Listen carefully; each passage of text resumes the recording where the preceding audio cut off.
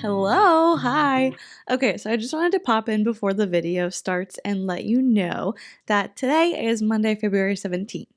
I filmed that video back on December 27th, 2024. So it's been a while. I had every intention of filming that video and like editing it super quick and getting it up and getting back into the groove of YouTube, but even the best laid plans go awry, and sometimes, as much as you love doing something and want to make it a priority, sometimes we got to shift stuff around, and things that you really enjoy can fall to the wayside. So that's my long-winded way of saying I filmed this a long time ago, but I still want to post it because I filmed it and I answered questions in there and I tell my birth story, and yeah, like that Q&A is reflective of what was going on in my life at that moment. And so, and continues to go on because I'm still a mom and I'm still like figuring things out and trying to balance being a mom and a wife and a friend and an employee and like myself and figuring out what I need for me. So anyway, I filmed this a while ago. I'm still posting it, and don't hold me to it. I know you guys are all super nice, and like everybody has been super kind and positive about me not being on YouTube, and I really appreciate it because as much as I miss it, like I know that there are certain things that right now have to be prioritized more than a hobby, even though it's one that I really, really enjoy. And like I know that you guys know that. You guys are like super kind and understanding and just so wonderful to like have in my online community. And I know you guys know that like if I could be here a lot more regularly, I would, because you understand how like life and responsibilities work. So anyway, enough like long-winded chatting. It's been such a long time since I've filmed anything, like sat down and filmed in this chair. So I'm like, hey, what's going on? But I gotta go. Hopefully there will be another new video soon. Fingers crossed. No promises though. Anyway, that's it. Hope you're having a good day. I don't want to be done filming, but I should. Okay, so I'm gonna let you get to the video. All right, I will see you soon. Hopefully. Bye. What's up? I'm B, and whether you are watching this on YouTube or you are listening to the podcast, I hope you are having an amazing day. Today we are here to just have kind of like a casual chit-chatty video, like I talked about in my last video, which was my first one back after like 2 months of not posting, and I was so excited to finally be able to post again. Like I said, I was going to post a Q&A box on my Instagram. I did that. A lot of you asked questions. I answered some of them in my Instagram stories, but now I am here to answer the rest of them and just kind of like hang out, have a casual video, and catch up after being gone for so long. So let's go ahead and do win for the week, and then we will jump right into it. If you are new around here, a win for the week is just where you share something positive that happened to you over the past week that you would consider a win, big or small, whatever it may be. If it made you feel grateful, if it made you laugh, if it brought you joy, if you consider it a win, I want to hear about it and celebrate with you. So if you're watching this on YouTube, you can leave it in the comment section down below. And if you are listening to the podcast on Spotify, you can leave it in the comment section for this specific episode. My win for the week is being able to film. Obviously, I have not been posting on YouTube for like the past 2 months, and just adjusting to life with a newborn. It requires a lot of like flexibility, and for me anyway, there's not a ton of routine. It's kind of hard to build a routine with a newborn because they are so unpredictable, and like every day is different. When the baby falls asleep, you never know if it's going to be for like 20 minutes or 2 hours. At least with my baby, I know that everybody's experience is different, but Mr. Hurricane definitely keeps us on our toes. And for me, like he sleeps in his own bassinet, but during the day he loves to contact nap, and so getting stuff done during the day just isn't always super realistic. And now he is, like, knock on wood, sleeping longer stretches at night, and so he is asleep right now. I may have spoken too soon. He's asleep right now, so I'm taking advantage of the time and I am filming this. And just like to put it out there, yes, my husband is home. He's on paternity leave with us, and so I obviously can get things done during the day because we are both here and we're both available, but like I'm I'm off work, I'm on leave, and uh, my newborn's here, you know? Like it just because I can do things or because I can be like, here, you know, you got the baby covered, I'm gonna do XYZ, doesn't make it super easy to be away from him. So anyway, I'm filming this right now. That is my win for the week, and I cannot wait to hear yours and celebrate with you. Now, as far as these questions go, I got a ton of questions just kind of asking like how I'm doing and how my postpartum experience has been. And also, I want to say thank you to everybody who commented on my last video welcoming me back. You guys are the best. Like, you're just so kind and so nice and so encouraging. And I feel very, very grateful to have you here in this community and like watching my videos. It's you're awesome. It's awesome. I just appreciate the positive energy and the warm welcome back so much. So thank you. And thank you to everybody asking how postpartum is. I talked about this on Instagram because I answered a few people when they asked like how it's been. And I feel like postpartum is a very complicated like spot to be in, at least right now, because it is so good and so joyful and so sweet to be able to have this time with this little baby and like learning about him and getting to know him and doing all of the fun firsts, like the fun first things with our child. But it is also really hard. It's so difficult, and we're at the 10-week mark now, so things are definitely getting a little bit easier. I remember talking to my pediatrician at his 1 month appointment and just being like, I love that he loves to be held. I love that he loves to snuggle and he wants to like be with me all of the time. But I'd love to be able to like put him in a bouncer or put him in a swing. And right now he really doesn't like that. So when is he going to be? And she was like, when is he going to start enjoying life a little bit more? Around 2 months. And I'm like, okay, you know what I'm talking about. Like, you know what I'm saying. Because right now, all he wants to do is be held. And I don't ever want to complain about my child finding comfort in me holding them.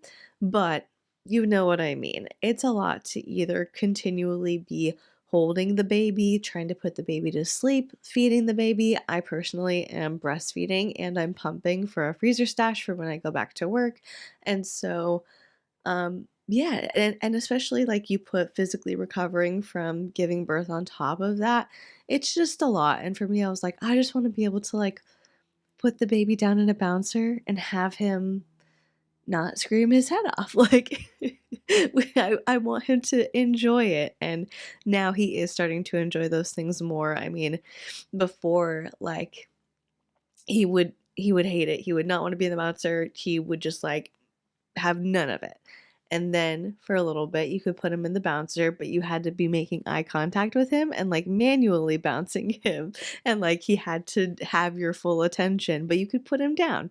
And now he's at the point where for a few minutes, he'll sit in the bouncer by himself. So like my husband and I could both eat together at the same time, which is nice. So yeah, postpartum is it's a lot and it's difficult and it's tiring and like if you are parenting with a partner, man, like you guys just kind of feel like you're in survival mode for a while and there might be times that you snap at each other and maybe you're not your best self, but that's I mean, for me anyway, like the beauty of doing this with my husband who I have been with for 10 years and we've been married for 9. It's just like we know each other so well at this point that even in those tense moments or when we aren't at our best or when we say something that it isn't the kindest, we both know that like we can forgive easily and we can move on quickly because we love each other and we trust each other. And so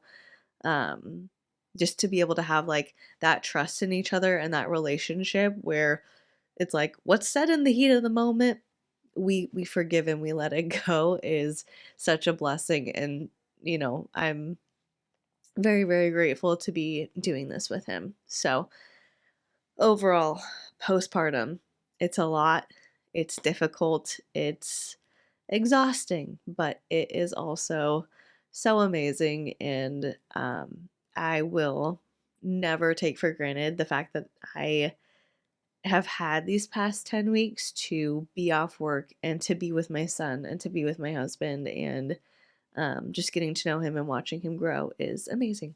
Okay, next question is, what's been the most surprising / unexpected part of motherhood? And I did answer this on my Instagram stories, but I just want to answer it again here because it is still very weird to me. If you've been here for a while, you know that my husband and I did do kinship foster care back in 2021. And in doing that, the children were from Colorado coming here to Arizona. And so, because of that, we were dealing with DHS in Colorado and here. And so, it took like a year of paperwork to get the children here. It took multiple home visits, inspections, interviews, tons of paperwork, criminal history affidavits, background checks, fingerprint clearance cards, all of that. And then once they were here, of course, we had the multiple visits per week virtually with their parents, but then we also had our assigned caseworker coming every single month and like calls from the guardian ad litem. And so it was just a lot of like oversight in caring for someone else's kids. And so to me, it was like, obviously I knew that like it wasn't a surprise to me that we were just like allowed to have a kid and take him home from the hospital just with nothing. Like we filled out paperwork to get his birth certificate at the hospital, but that was it. As long as we had a car seat, they let us go. Like there's nothing. You are just allowed to have a child, and people are going to trust that you're going to take care of your kid. And it's just an entirely new experience. Obviously, having a child is an entirely new experience, but this isn't the first time that we've like parented. And so going from having all of the oversight, all of the checks, do you have a safe place for the child to sleep? Are you following safe sleep guidelines? Like people checking in on you and making sure that you are doing the right thing, going from that to nothing was super weird. I'm like, oh, we're just like allowed to have this kid and take him home. All right, weird. Okay, and speaking of just having this child, let's talk about my birth story because one of the questions I got was birth story as much as you're comfortable sharing with us. So let's talk about my birth story with Mr. Hurricane. That's not his legal name, but that is what we were calling him on the internet, and he lives up to it. He is a little hurricane, but he's the best. Anyway, I've talked about this before. Like my mindset when it comes to labor and delivery is that this is a medical event. I have preferences. I have a way that I hope it's going to go, but like this is a medical event happening. And so my only goal is to make the best decisions possible for my safety and for my son's safety. And I'm going to trust the medical professionals that are around us to take care of us, keep us safe, and get us home, right?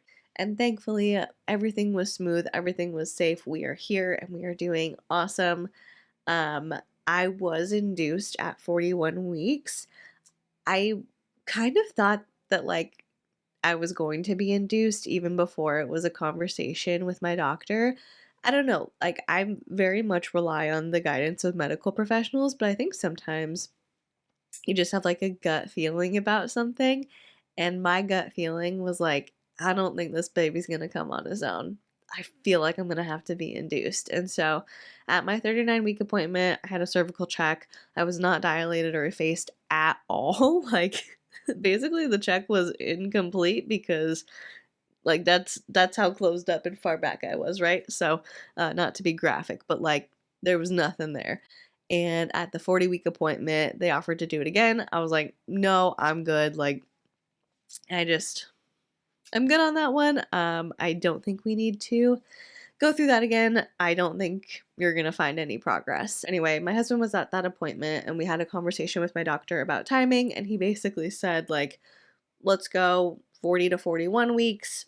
Once you hit 41 weeks, you can go to 42, but there's really no benefit. And once you hit 42 weeks, anything beyond that, it's all risk. So if at 41 weeks, you're not in labor and you want to induce, let's go ahead and do that.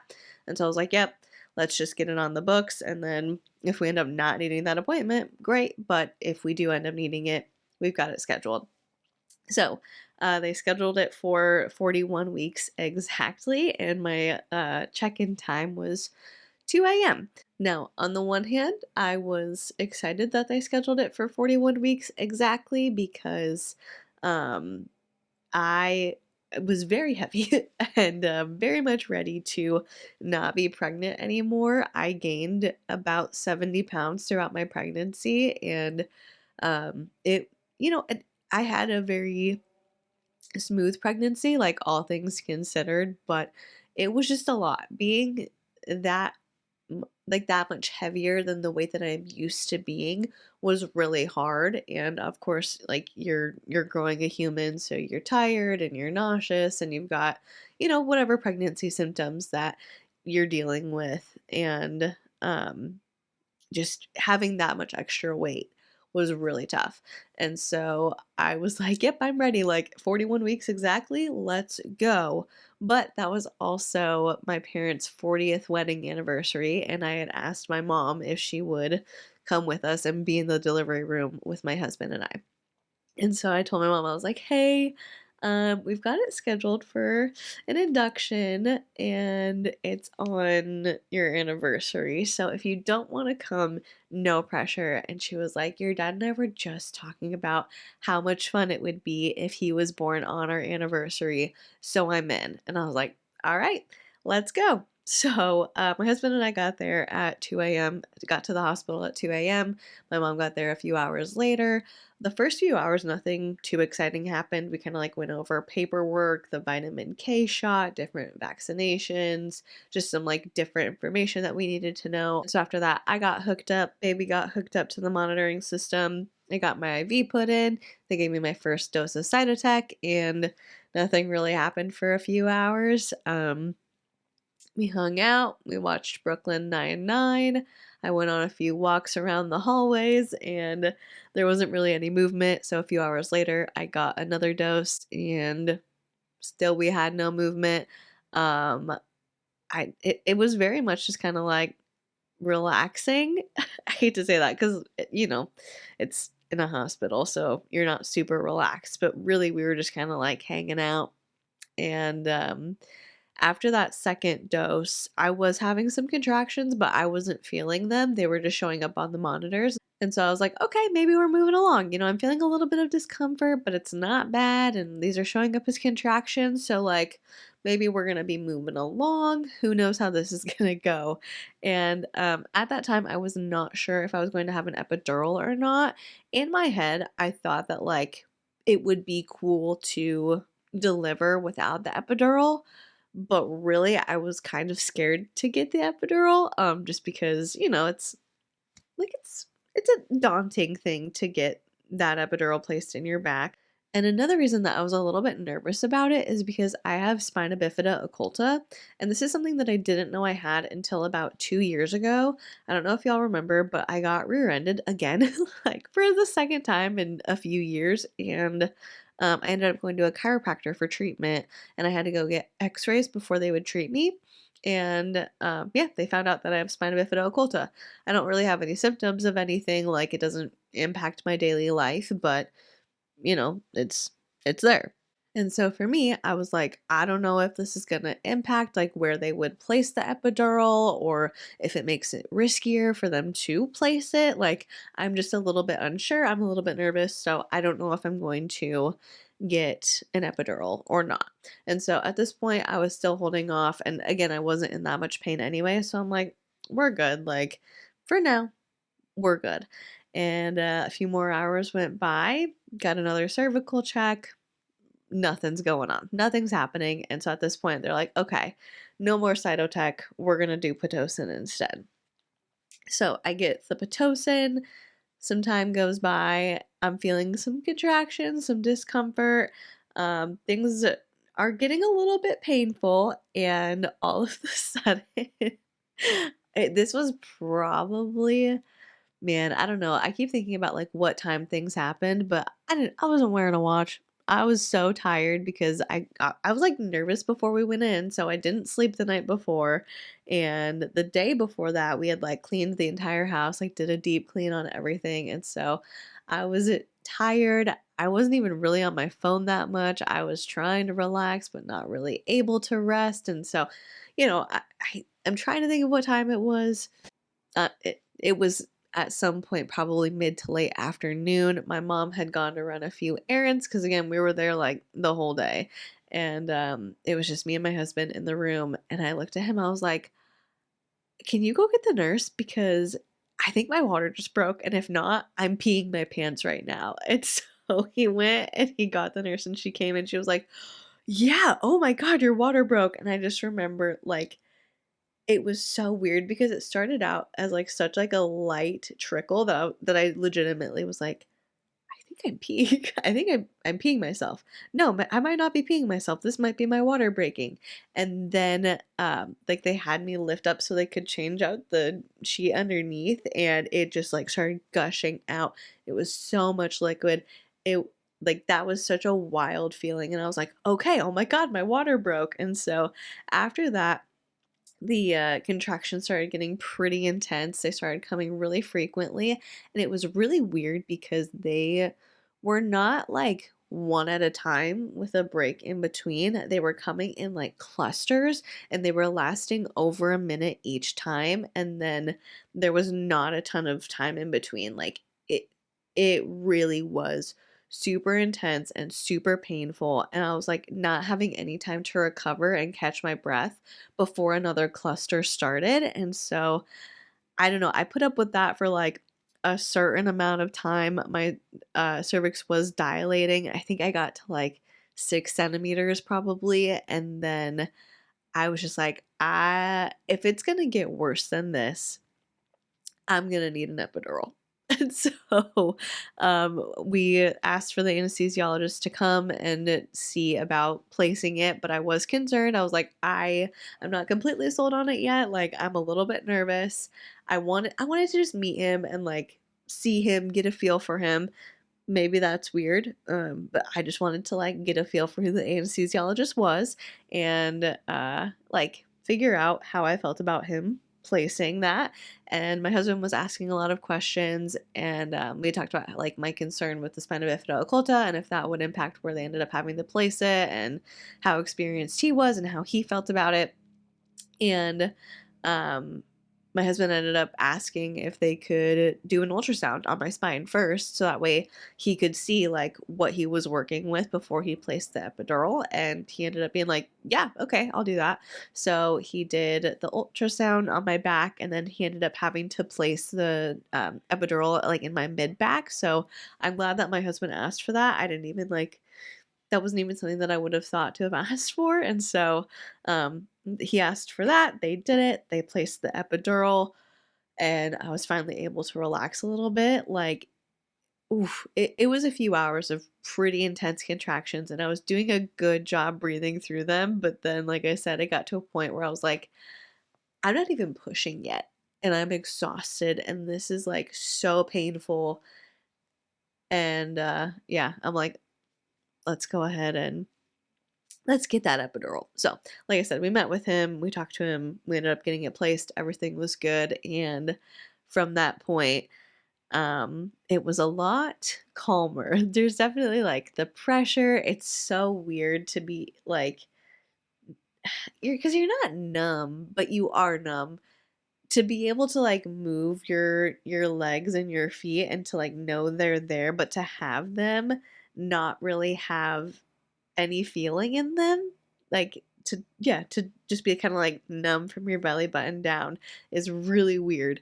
It's a very weird sensation, but I am glad I ended up getting the epidural. And after that, things were not as like tense in my body. I was able to relax because those contractions were just they were like relentless. Again, like I said, there was like no break in between them for a few hours because I just kept being like, they're gonna level out, they're gonna even out, it's gonna be fine. No, I got the epidural. I was able to relax, and then over the next few hours, the nurses just kept coming in and checking me, and eventually they were like, "Hey, it's time to push. Like, we're good to go. Let's do it." And it is very weird how like the shift, like the mood just kind of like shifts. It goes from like not much happening at all, calm environment, the lights are whatever you want them to be, and then all of a sudden it's like, okay, it's go time, and people are scrubbed up. They have different gloves on, everything's sanitary, the big lights come on, and you're like, whoa, okay, we're going. And the weirdest thing was right before it was time to push. I didn't know it was going to be time to push. I was like, hey, I'm starting to feel like some sensation coming back in my legs.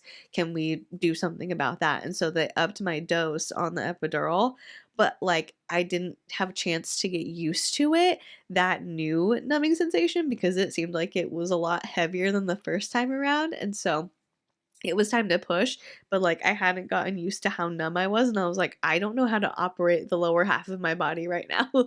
Like it took me a few rounds of pushing before I figured out like, okay, here we are. I've got my bearings. And so I had my mom on my right side, my husband on my left side, and they were holding my knees up, and we're doing the pushing round. And Mr. Hurricane, poor kid, he did get stuck. And he was in there for quite a while. Overall, I pushed for about 2.5 hours, and the majority of that time, like, I felt like there was no progress being made. And I remember at one point, I was like really trying to figure out how to push with my body and not with my face. And so I was like focusing on that. And there was a certain push I did that my mom was like, oh, that was a good one. And the nurse agreed with her. And I was like, okay, how can you tell? Like, how can you tell that that was a good push? Tell me what you're looking at. So we were just like having conversations about that. And I was trying to remember in my head, my mom telling me, don't squeeze with your face. Do not squeeze with your face. That doesn't, one, that's like not going to help anything down below. That's not going to help anything with your labor. And also, you might like burst a blood vessel. So make sure that you are squeezing with your lower half, not up here. And I was like taking deep breaths. Like I said, poor boy. Poor boy did get stuck, but I was able to push him out naturally, and they didn't need to use like the vacuum or forceps or anything. And once he was unstuck, things started moving pretty quickly, and I don't know what was going on down there because I couldn't see. Like, they did not offer me a mirror, which is fine. But like I had no idea what was happening, and at one point he was like, okay, don't push. And I'm like, I just spent the past 2 hours pushing. Like, you told me whenever you feel the need to push, let us know, and we're gonna count, and you're gonna push. And so whenever you feel the urge to push, you push. And now it's no, no, no, don't. And I'd like seen other women talking about this too, and so I figured that was going to be part of my experience as well, as is like, okay, you spent all this time pushing, and now your doctor's going to tell you to wait, but it's really hard to wait. And so I just remember him being like, okay, don't push. And I was like, but I feel like I have to. And he's like, well, you need to hold on, like, wait, don't push just yet. You need to wait until we tell you you can. And I was like, okay, but I really need to, so can I push? And he was like, if you feel like you have to, go ahead. And I could tell he was not happy that I had said that, but I'm like, I need to push. Like, I don't know what's happening, but I feel like I am exploding from my lower half. And so I pushed, and Mr. Hurricane came out, and poor kid, his head was so long in the back. It was nuts. But they placed him on my chest, and um, he was there. My husband was there. My mom was taking pictures and videos, and he was just the cutest little thing. I remember like my husband, just the look on his face, it was like immediately he was in love. I remember him saying he's so beautiful. And I'm very surprised that he said that because, like I said, his head was very long and misshapen, and we've since like talked about it. And he's like, I just remember thinking, like, is he okay? What's wrong? What happened to his head? And so it's very funny to me that even though he was concerned about that, like, he still had tears in his eyes and was saying he's so beautiful. So yeah, they placed him on my chest for a little bit. Again, timing wise, I've got no clue. I have no clue. He could have been on there for 30 seconds or 20 minutes. Like, I have no idea. But at some point, they do delayed cord clamping at that hospital. And so at some point, my husband cut the cord and they took him and measured him and weighed him. He was 21 inches long, 8 pounds, 2.2 ounces, and he had a 15-inch head circumference, which is in the 99th percentile. So he had a big old head. But yeah, they measured him. Everything looked good. I had him on my chest for a long time. I had him on my chest while my doctor was stitching me up, and it, it was a very interesting experience because at that point again, like the I don't know if that epidural was wearing off or if it I don't know, but I could feel it. And so I was like, "Hey, I need more medicine. Like, I need something." It's not just like pressure. I can feel you stitching me. Like, I can feel the needle going in. And so we had like a back and forth because it took like a few extra doses for me not to feel like a sharp pain while he was stitching me up. But eventually we got me all numbed up. I got all the medication that I needed. And so, but like I said, like I'm going back and forth with the doctor and not in like a confrontational way, but just in a, is that better? Like, are you good now? You need more? Okay. So I'm like having that back and forth with him. Baby's on my chest. I'm looking at my husband and like we're talking about the baby. The baby wants to latch. And so I'm asking, like, is that okay if he latches? And I don't know why I, I thought this. I guess probably like being a first time mom and never breastfeeding before and just like pure delirium, but he had wanted to latch, and so he latched on, and I told Ricky, my husband, I was like, "You gotta push my boob down so that way it's not up against his nose. He needs to be able to breathe." And nobody corrected me, which is fine. But anyway, he's like latched on me, and my husband is pressing my breast down so it's not pushed up against his nose because otherwise he won't be able to breathe. And like we're doing that, and then we're having the conversation about whether or not I'm numb, and I'm feeling them do the stitches, and like it's just chaos, but it was so good, and I'm everything, like I said, went well. And eventually my placenta came out. Well, this was before he stitched me up, obviously. But my placenta came out, and they asked if I wanted to see that, and I was like, yeah, sure, let me see. That was crazy. Like, it's so wild to see that and then to be like, "That was it, like, you have a wound that size." I don't know. They do a golden hour, so I assume we were there for an hour. I don't know. I did have a superficial third-degree tear, which sucked. Recovery from that sucks. It hurts so bad. Um yeah, I mean, like I said, 99th percentile when it comes to his head circumference. So, not super surprised on that one, but it hurt real bad. Um, that was like the worst part of recovery was dealing with the pain from that and just being so tender down there. But of course, like so grateful for my husband and how sweet he was and how helpful he was and continues to be in my postpartum experience. He like in the hospital and even after, he's advocated for me in ways that I wouldn't have ever thought to like advocate for myself. And so he's the best. I love him. Having a tear sucked, but other than that, um, yeah, baby was born at 11:16 p.m. and after we had our golden hour and I got stitched up, we got wheeled into a recovery room, and my mom, my husband, and I finally like got a few hours of rest.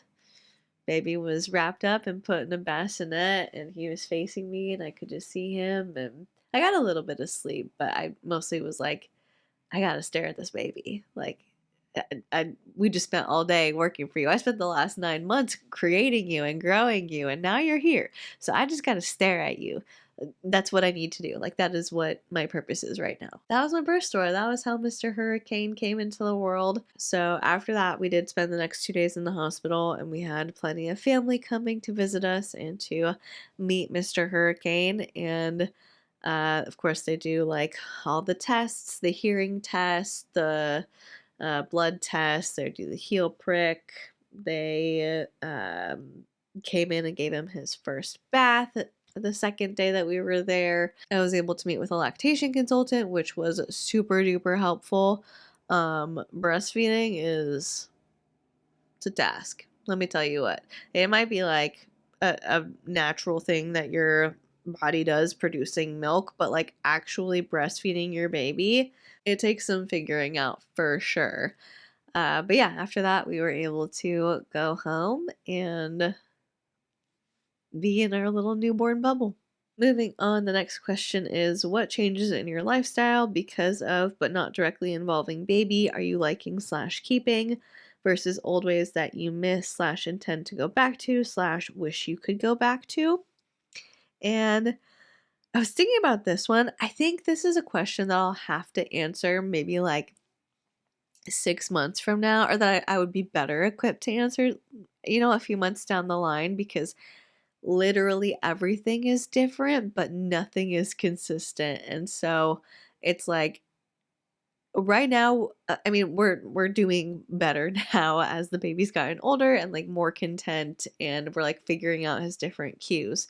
But like the first few weeks are literally survival mode. Like, you are just making it through the day and hoping that you're gonna get a few hours of sleep at night.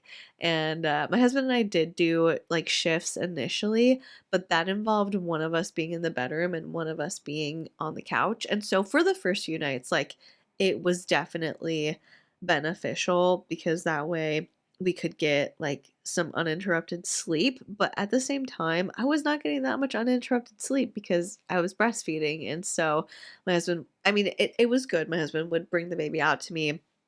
I would feed him, and then he would take him back and like burp him, change his diaper, do whatever. And like he would be on baby duty, and I would just wake up to basically feed and then pass him back.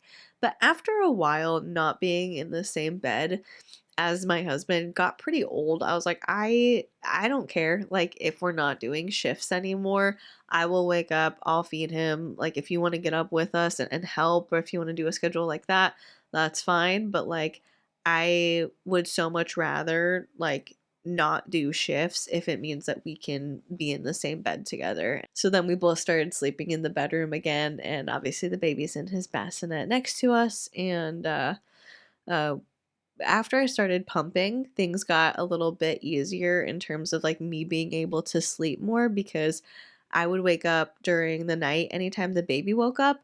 And again, if my husband got up, great, here, hang out with us for a little bit. But really, like, I was doing everything throughout the night. And then in the morning, my husband was able to take him and go out to the living room. And if he got hungry, he would feed him some frozen milk, and then I would be able to get a few hours of sleep. So that worked for a little bit. And then, like I said, now we are getting some longer stretches at night, which is really nice. Anyway, back to the original question though. I can't really say if there's anything I like that we are doing now, or things I like want to go back to, because I don't consider this to be like real life just quite yet, because we're both off of work, we're taking care of a newborn, like we're adjusting to this, and everything is just kind of like chaos for a while. But I think once we get into more of a routine and we're both back at work, then I would be able to reflect on it and be like, oh, I love that we've made this change, because right now I'm just like holding on for dear life. Something that we have been able to do a little bit more of lately, and I'm hoping to do more of in the future, is having meals at the same time as my husband. For a while there, we were not eating together, and it's very rare that I'm able to like eat a hot meal uninterrupted. And so now that Mr. Hurricane will let us put him in the bouncer, and he doesn't require like direct eye contact the entire time that he's in the bouncer. And now that he's also like doing some longer stretches at night, we've been able to have some of those meals together, and that's something that like I really value, is having that time with my husband. So I'm definitely looking forward to incorporating that time and that activity more in our daily life as we get on a better routine. Um, but yeah, I think we'll have to like go back to real life in order for me to be like, oh, these are like different habits that we've changed or that we've left behind. And maybe we'll revisit it. Maybe we'll do like a 6-month Q&A. This question is not baby related, but I love it. A lot of them were baby related, so this is mostly about like postpartum, birth story, how's the baby doing? But this question is deconstruction while keeping faith, any tips? And I love this topic, so I am very excited to talk about it and super honored that you felt comfortable asking me this question. Deconstruction while keeping faith, any tips? Just be open-minded. I don't know what situations or series of events have led you to actively start deconstructing, if that's what you're doing, or if it's just a general question that you have. But I know for a lot of people, when you start deconstructing, it's not just spontaneous. Like, it's not just out of the blue. Typically there's some hurt there, or there are conversations that you've had that have made you doubt things, or people who have let you down that you considered to be like people you looked up to in the religious space. And when those people let you down, or they make bad choices, or they end up like not just making bad choices, but like hurting people, it can feel very unnerving, and it can shake your faith in a major way. And so, like I said, a lot of people, when they start that deconstruction process, it's not just like, well, everything's great, but I'm curious, so let me take a look at deconstruction material. It's like because something has happened, or a series of events have happened that have caused you to feel disillusioned with Christianity. So, despite that potential disillusionment, hurt, disappointment, whatever it may be, I would just encourage you to keep an open mind and be open to everything. Learn about as much as you possibly can. Look at as many different sources as you can, even if it's something that you think that you might disagree with. Like, if it's a viewpoint that normally you would have written off, like, just explore it, take it in. You don't have to like internalize different viewpoints or different information that you are exposing yourself to, but just be open to whatever it is that you find. I personally would start like thinking about, if there's a specific topic that you're struggling with and you're like, is this really God's heart on X? Is what I've been taught really, like, does that align with who Jesus was or what he would have taught? Take that, start Googling it, read everything you can about it, and you're gonna have to like follow your discernment and your gut on certain things. It's pretty much impossible, at least in my experience, to find one specific source that's gonna answer all of your questions or explain everything that you're wanting to look deeper into. And so it's going to take some time. It's going to take some Googling and reading articles and seeing people's commentary pieces and being like, oh, I see where they're coming from. I'll look further into this. Or like, oh, I don't necessarily agree with your take on that. I'm not sure if that's something that I would align with. And really just like digging into it to figure out what you believe to be true. And like, that's the thing, is a lot of it is going to be your belief and what you align with, because we don't have access to the original holy text. Like, the Bible that we are reading today, whatever interpretation you're reading of it, is not 100% true to the original text. It's impossible. Not only like linguistically is it impossible for what we are reading now to align perfectly with what was written, but also when people interpret text, they have their own bias. And so you're like that's the hard part about owning your faith is like you gotta own it, and you gotta be like, this is what I believe, this is what I stand by, as opposed to like just taking what other people have told me and internalizing it. So anyway, that's a long answer, but I would just encourage you again to be open-minded, and at the center of everything that you are researching, remember like the point of Christianity. What should all roads lead to? And to me, all roads should lead to living like Jesus. And while people are imperfect, people are going to make mistakes, people are going to misinterpret things or intentionally teach us wrong things that maybe wouldn't have aligned with what Jesus said, but are aligning with what their version of Christianity is. People are imperfect. Jesus is not. People will unintentionally or intentionally hurt others. God will not. And so just keep that in mind. Like, no matter who you're interacting with, what you've been told, what you've been taught, what you've experienced, we are all humans living in a fallen world. And so our experiences are not going to be reflective of what God wants for us and what his desire is for us to look like. And so just like keep that at the center of what you're looking for. Remember that, and trust yourself, trust your instincts, and trust the Holy Spirit that lives inside of you to figure out what you truly believe, so that way you can own your faith in a way that feels authentic and feels good to you. Because I got to tell you, if something feels sinister or dark or just doesn't quite sit right with your spirit, in my opinion, that's not coming from God. God doesn't give us guilt and shame and values that ostracize others, in my opinion anyway. Like, cling to the light and the goodness and living like Jesus did. That's just my opinion though. Okay, next question is, do you think you see things differently now that you're a parent, like in any context? And yes, I feel like I see a lot of things differently.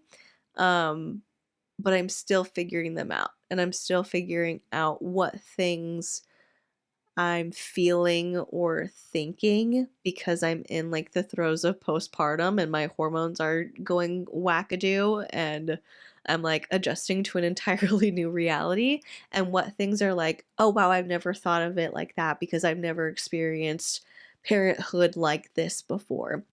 Who I am, like in terms of my core values and what I stand for and like the kind of person I want to be, that's all the same as it was like before I had a baby. But now I feel like I view partnership a little bit differently. And what I mean by that is like when I did the Matt and Abby video, and I was talking about like Matt not being supportive of Abby after she had their child, and like how she was really vulnerable then, and he didn't uh I'm trying to remember exactly what I said, but like she was vulnerable and he was mean. And like that sucks, because that's when you should be like the most kind and caring and supportive to your partner. And like that's an opinion that I had without having had a child. Now that I've had a child, like I don't see it differently, but I feel that a million times over. And so it's just interesting how there are certain things you can feel or you can believe or opinions that you can have, but you don't really have like the visceral feeling underneath it that I do now as a mom. Also, something that I find interesting that I am having to be very intentional about is my own personality and how I need to temper that for success long term. And what I mean by that is I'm a very self-sufficient person. I don't ask for help. If something needs to be done, I do it because it needs to be done. Like, I that's just how I've always been. I'm a very independent person, and so that has carried over into having a baby. And I think just because I'm in like a heterosexual relationship where I carried the child and gave birth to the child, like for me, I feel like I spent 9 months growing this baby and now I gave birth to it. And so like I should be there. I have this attachment and this bond to this baby where I feel like if something needs to be done, I will do it. If the baby needs to be changed, I will change him. If he needs to be fed, I'm breastfeeding, I will feed him. And so like I have to be intentional about asking for help and not intervening when my husband is parenting. And like if I'm sitting there breastfeeding and my husband asks, "Do you need anything?" I instead of just instinctively being like, "No, I'm good," because if I need something, I'll get it, I'll do it, whatever. If I need something, I'm intentionally trying to ask for it. Or again, if my husband is parenting and the baby is fussy, for me, I'm like, "Oh, well, I like maybe I can get him to calm down. Maybe I can help. Maybe I can like make the situation better. What can I do?" I have to like step back and be like, "No, don't like just stop," which has been very, very tough. But I have started therapy just to kind of like work through, mainly it was it, the emotions of like going from being with my baby 24/7 to going back to work and like feeling some anxiety about that and like existential dread about not being with my child. Um, but I started going to therapy for that, and like obviously we're not just talking about that, we're talking about everything. And I was talking to my therapist about just like how I don't like to ask for help and like this topic in general. And she was like, when you do that, like when you try and intervene if the baby's fussy and your husband is with him, um do you think that your husband feels like you're telling him you don't think that he knows how to take care of his own child? And I was like, I don't think so. I hope not. So this is part of like a larger conversation where the gist of it was like, ask for help, let your husband be there as a partner and as a dad.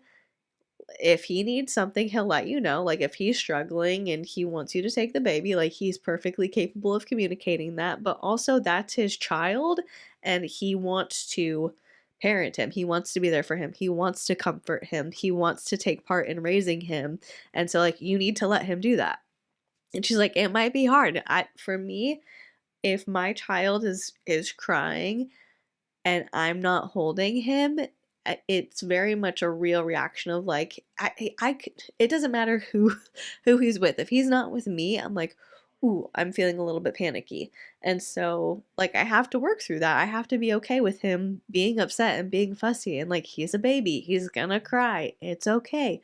You'll survive. Like let yourself feel that panic and figure it out. And she was like, you need, if you're doing this experiment and you're letting him cry and you have like a full-blown panic attack, call me, text me, like we'll work through it, we'll figure it out.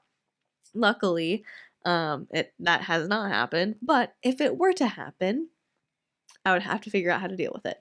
Reading through all of these again, there are like just so many nice messages. Like one says, "How are you and how are you doing postpartum? Also, all love to you and your family. Yay, I'm so excited. I missed your videos, but I'm glad you got time with your baby and fam." Very sweet. Okay, there's 3 more questions. This one will be nice and quick because I talked about it in my last video. Have you been keeping up with the P&M vlogs? Yes, I have, and I reacted to their most recent one. So if you haven't seen that, definitely go check it out. But I have been keeping up with their vlogs. It's been a while since I posted a new one, so I'm hoping that they'll get back to posting soon so we can keep up with them. Okay, second to last question is, what surprised you most about childbirth? And I don't know, I guess there are 2 things. The first thing that surprised me the most was how it felt when my water broke, because I mean, I don't really know what I was expecting, but it was not that. I genuinely could not tell if my water broke or if I was peeing.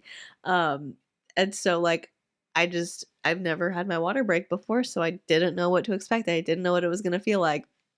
And that was something that was so surprising and like just shocked and startled me how that felt. And then also what surprised me is how much pressure like and force the doctors and nurses put on you when you are having your child, like how much they are like pushing and like just I don't know what they're doing. I don't know what their hands are doing or what the purpose of it is, but like it's not just like sitting there and pushing and being like, "Oh, let me inhale and push for 10 and exhale and take another breath in." Like their hands are down there doing something, and it's a lot of pressure and like stretching. And I'm like, thank God I had this epidural because I don't know what this would feel like without it, but I can tell y'all are like using a lot of force down there. So I'm glad that I can only feel the sensations of your hands down there and not the pain associated with whatever it is you're doing.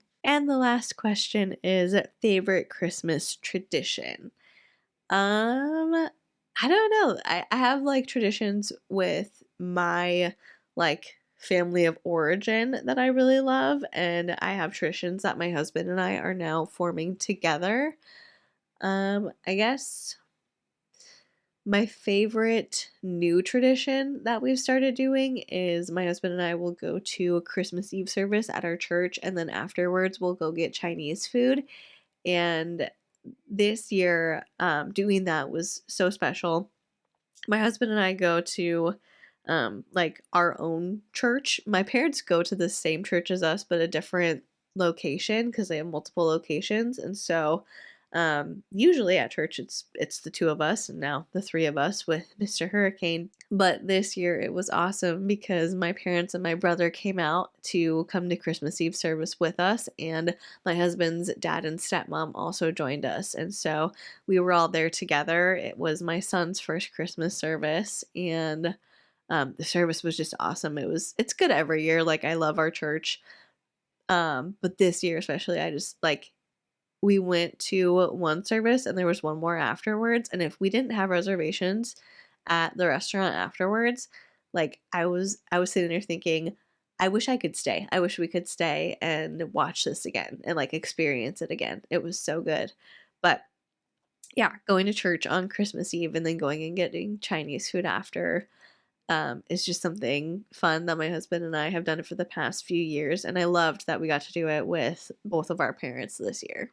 So that is it for today's Q&A chatty video. Thank you to everybody who submitted questions. And again, thank you for all of the just warm welcomes back. Is that how you say it? The warm welcomes back? Oh, something else that is just I was not expecting postpartum is mom brain. Like I had pregnancy brain a little bit and I thought that that was rough. Mom brain is even worse. I gotta tell you, it's a tough out here. Having conversations doesn't exactly come naturally anymore. But anyway, thank you for welcoming me back warmly. Thank you for all the positive comments. Thank you to everybody who submitted questions. I'm so happy to be here. And I'm just grateful for everything and for every day that I have. I'm so glad that I was able to film this, and I'm gonna go have like a cup of warm soup and then go to bed. So, those are my plans. Anyway, thank you so much for watching or listening. Feel free to leave any thoughts, feelings, or opinions you have in the comment section down below if you are watching this on YouTube, or in the comment section for this particular episode if you are listening to the podcast on Spotify. And while you are doing that, if you would consider liking this video or subscribing to my channel, or leaving the podcast a rating or a review, that would be incredible. And if you've done any of those things already, thank you so much. I am so appreciative of you, and I love being able to just sit here, hang out with you, and talk about whatever. Thank you so much for watching or listening. Please be kind to people, and I will see you in the next one. Bye.